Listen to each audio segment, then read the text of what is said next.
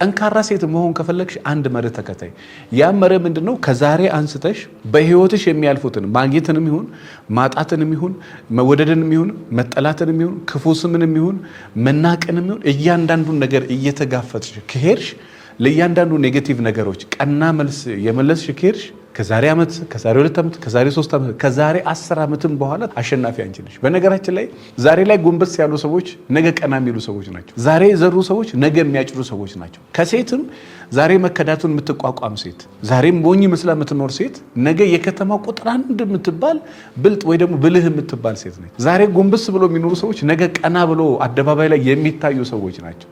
ስለዚህ በተቻለሽ መጠን መንፈሰ ጠንካራ ሴት መሆን እፈልጋለሁ። ሴትን ሴት የሚያደርጋት ምንድነው ካልሽ ጎንበስ ብላ ከታች አንስቶ ከሞያ አንፃር ከኢኮኖሚ አንፃር ከፀጉር አንፃር ከአለባበስ አንፃር ከጤና አንፃር የራሷን የቆዳ ውበት ከመጠበቅ አንፃር እያንዳንዱ ነገሮችን የምትመራበት መንገዶች ላይ የሆነ ያን ነገር ራሷን መቃኘት ራሷን መስራት የተቃኘ ሙዚቃ መሳሪያ ጥሩ ድምጽ እንደሚያሰማው ራሷን በመንፈሳዊ